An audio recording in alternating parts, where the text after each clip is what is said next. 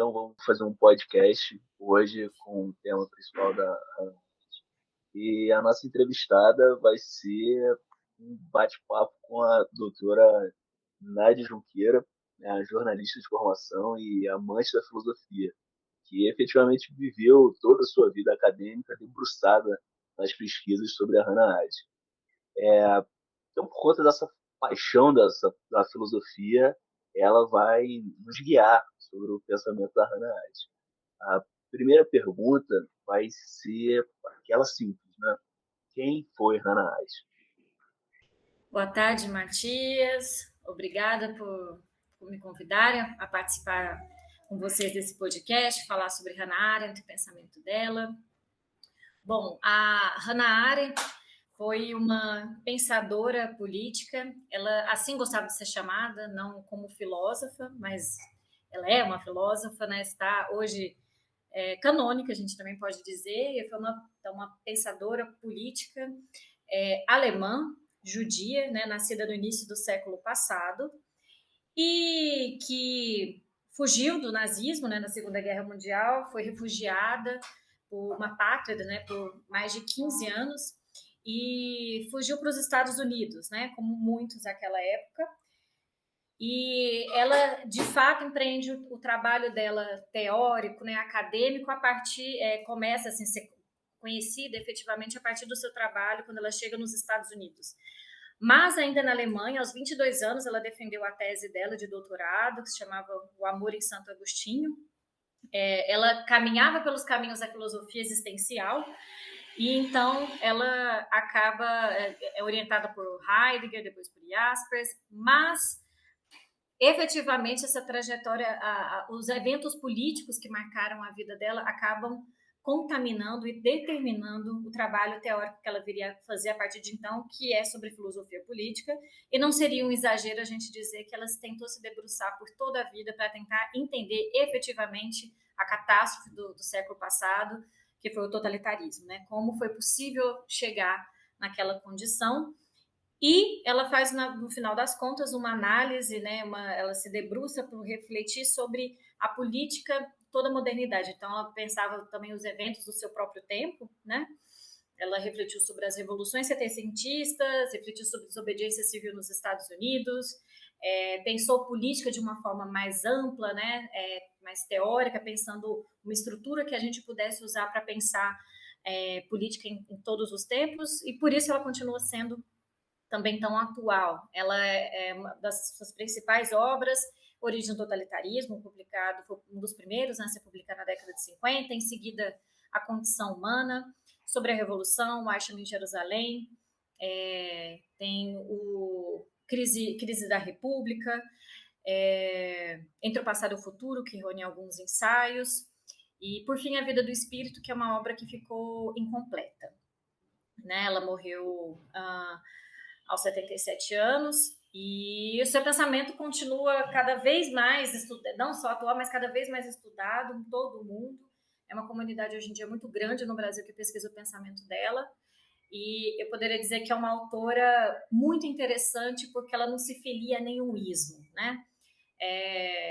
Os liberais criticam ela de ser marxista, os marxistas criticam ela por ser liberal, mas a verdade é que ela não se adequa a nada disso, porque ela buscou pensar, como ela se dizia, sem corrimões, né?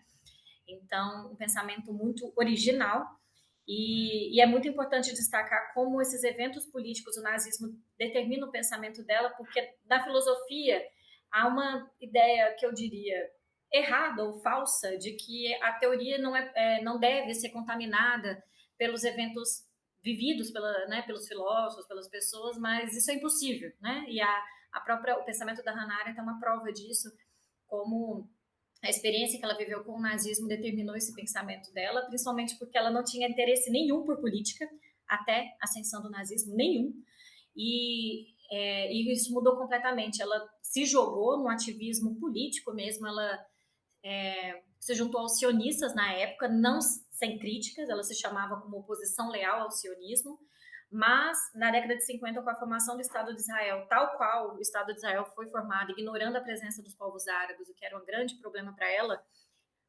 depois de uma sequência de frustrações com a organização sionista, ela sai de vez da organização e, bom, se dedica completamente à vida acadêmica, mas a gente pode dizer que ela também foi uma militante, ela atuou politicamente nesses 15 anos em que foi apátrida. E eu acho que isso a gente vai ver ao longo desses 3 episódios, né, como isso que eu acabei de contar tem tudo a ver com os conceitos que ela formula. Perfeito, perfeito. Doutora, a senhora tinha falado que o pensamento dela surgiu muito por conta do cenário a qual ela estava inserida, né? Mas você acha que ela buscou, como posso dizer, essa linha de pensamento filosófico e político dela de outros filósofos ou foi uma coisa disruptiva, completamente original? Não, ela é completamente banhada por muitos filósofos, né? E, na verdade, eu diria que um dos grandes méritos da Arendt é ser uma grande historiadora da filosofia, né? Então, isso é muito original e a gente percebe muito nessas obras. Ela dialoga com muitos filósofos, né? Ela tem muito da filosofia grega, ela dialoga muito com Aristóteles, com o pensamento de Sócrates, com o pensamento de Platão. Ela também dialoga com Heidegger, né, que foi o orientador dela, um dos orientadores, depois o Jaspers, ela dialoga com Jaspers, ela dialoga com Nietzsche, dialoga com Tocqueville, dialoga com Rousseau, com Hobbes, Locke. Bom, para falar alguns aqui, né, que está me vindo à cabeça, mas ela... Cercada por gigantes, né? Exatamente, sempre cercada por gigantes e uma leitora muito... E Marx também, e ela... só que sempre uma leitura crítica, né? Ela se usou de muitas dessas filosofias para fazer, claro, a sua própria filosofia, mas também sendo muito crítica, né, a eles, o que também foi possível, né, a partir dessa crítica também que ela foi possível erigir a própria filosofia dela, né.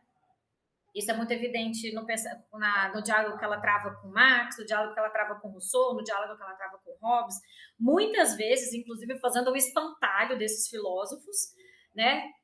Tem vários exageros, mas esses exageros são importantes, né, para ela constituir na filosofia dela. Em alguns momentos, esses filósofos se encontram mais escondidos, né? A gente vê que ela tem um diálogo ali que ela não explicita com quem é, mas a gente sabe pelo momento que ela está lendo ou pelas ideias, né, que estão provocando ela ali.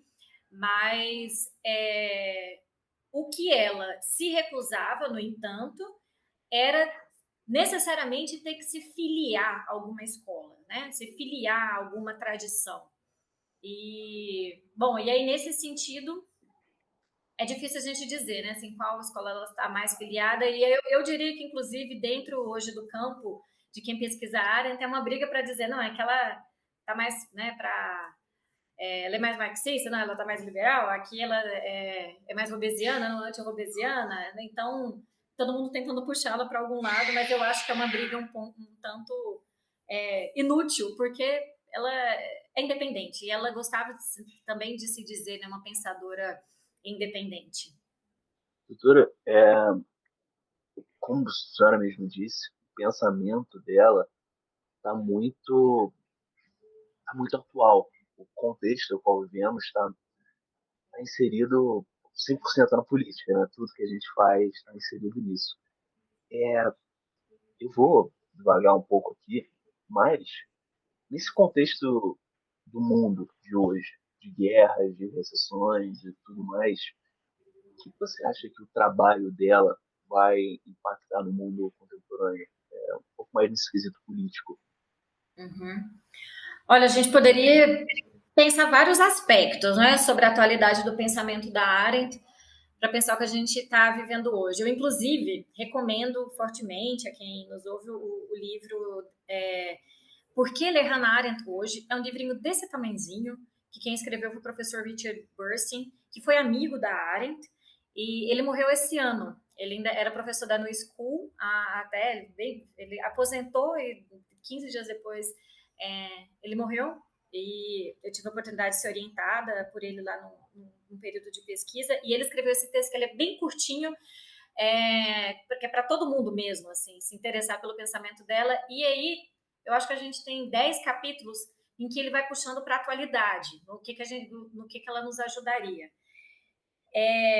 Só para ter ideia da dimensão de vários aspectos, se a gente for pensar, por exemplo, a questão dos refugiados, a gente tem onde a Arendt pode nos ajudar a pensar. Se a gente for pensar a questão de raça, racismo, a gente tem onde pensar a banalidade do mal.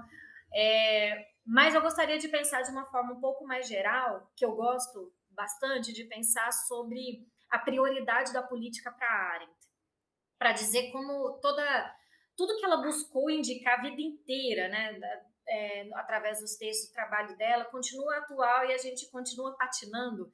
E eu acho que a gravidade do que a gente vive é cada vez mais acentuada sobre o abandono da política que a gente vive, qual o problema que isso implica, né? Todas as catástrofes que a gente vive. A Arendt, em linhas gerais, ela defende a política como algo essencial, né, na vida de todos os homens e mulheres, mas como algo constante, um gerúndio, um lugar.